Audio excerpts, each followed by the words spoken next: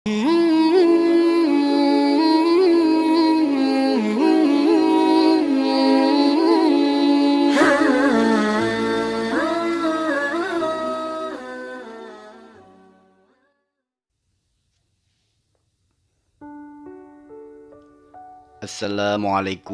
warahmatullahi wabarakatuh.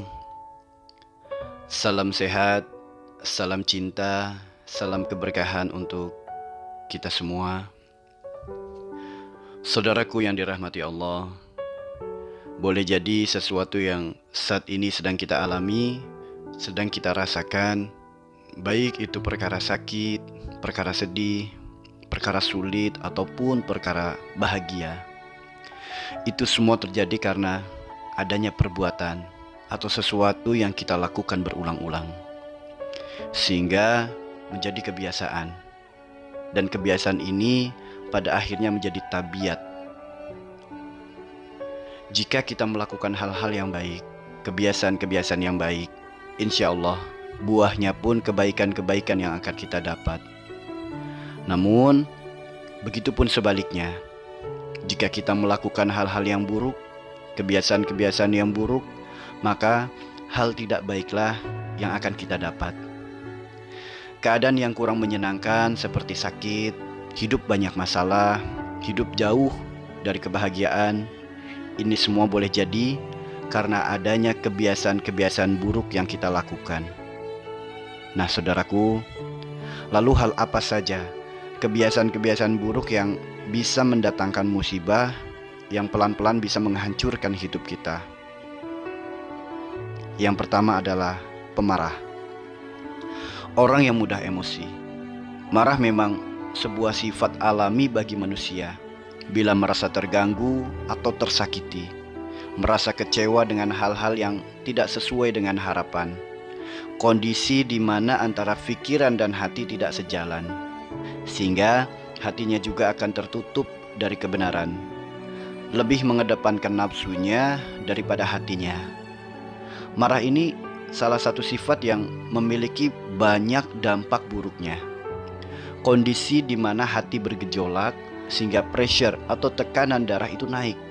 Makanya orang yang gampang marah berpotensi besar terkena penyakit jantung, darah tinggi, terus sakit kepala.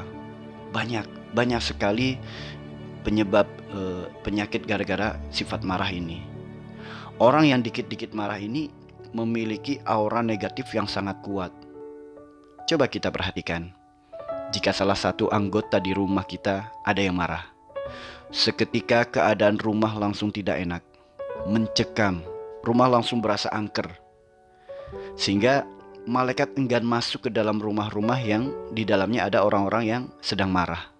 Karena itu, agama kita memerintahkan, baik dalam Al-Quran ataupun sunnah Nabi kita, agar kita senantiasa menahan amarah dan bersabar atas berbagai masalah yang dihadapi. Kebiasaan buruk yang kedua adalah mudah mengeluh. Mengeluh adalah kondisi di mana seseorang tidak bisa menerima takdir atau keadaan yang dialami. Kurang pandai dalam mensyukuri nikmat yang Allah berikan adalah faktor utama.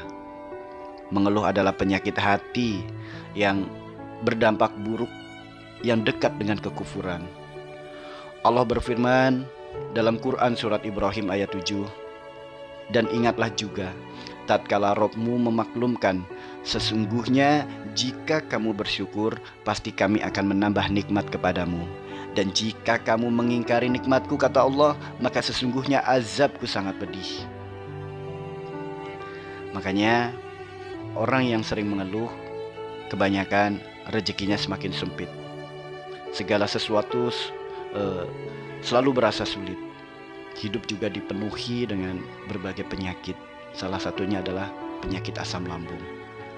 Jika kita sering mengeluh dalam setiap keadaan, hidup kita akan selalu dikelilingi aura yang tidak baik. Salah satunya, coba ketika kita sering mengeluh, coba kita bercermin. Pasti wajah kita layu, wajah kita memucat, wajah kita tidak bergairah. Makanya saudaraku, jika ingin kebaikan datang kepada kita, kurangilah rasa berkeluh kesah. karena mengeluh adalah salah satu penyebab hal-hal tidak baik datang kepada kita. Nah, kebiasaan buruk yang ketiga adalah pendendam. Dendam adalah rasa marah dalam diri seseorang yang sangat kuat dan disertai dengan keinginan kuat untuk membalas atau menyakiti orang lain. Memaafkan setiap kesalahan orang lain adalah obatnya, saudaraku. Dendam memiliki banyak sekali dampak buruknya dalam kehidupan kita. Rata-rata orang-orang yang pendendam ini pasti hidup tidak akan tenang dan sulit bahagia. Hidup selalu dikelilingi dengan prasangka-prasangka buruk. Menyimpan dendam sangat berbahaya juga dalam kesehatan tubuh kita. Adanya penumpukan emosi negatif, keadaan hati yang tidak tenang akan menimbulkan gejolak tinggi pada jantung. Syaraf-syaraf otak akan terjadi penyempitan. Nah, penyakit-penyakit yang muncul diantaranya meningkatkan risiko kerusakan jantung, memicu penyakit dengan rasa nyeri kronis seperti rasa nyeri pada lambung, sakit pada punggung, atau sakit pada kepala. Dan puncaknya adalah penyakit stroke. Dendam adalah keadaan di mana hati itu terbelenggu. Sedangkan kita sama-sama tahu, hati adalah satu-satunya alat komunikasi kita dengan Allah. Belum terkabulnya doa-doa kita, boleh jadi karena masih adanya rasa dendam pada hati kita. Hati-hatilah saudaraku, menyimpan dendam adalah sesuatu yang sangat dibenci oleh Allah. Sebagaimana sabda Rasulullah SAW, orang yang paling dibenci Allah ialah orang yang menaruh sifat dendam kesumat atau bertengkar. Hadis riwayat Muslim. Nah, saudaraku, kebiasaan buruk yang keempat adalah tidak pandai dalam menjaga lisan. Di zaman sekarang, ucapan itu bukan hanya sesuatu yang keluar dari mulut kita. Tulisan yang kita ketik di HP itu pun sekarang bisa dikategorikan sebagai ucapan. Fenomena di zaman sekarang, semua orang itu bebas berucap, bebas berkomentar, bebas mengkritik, bebas membagikan berita-berita hoak, ceplas-ceplos. Nah, ceplas-ceplos dengan keceplosan itu beda ya saudaraku ya. Padahal jauh-jauh hari, jauh-jauh abad sebelumnya, Rasulullah SAW bersabda, barang siapa yang beriman kepada Allah dan hari akhirat, hendaklah ia mengucapkan perkataan yang benar atau lebih baik diam. Hadis riwayat Bukhari dan Muslim.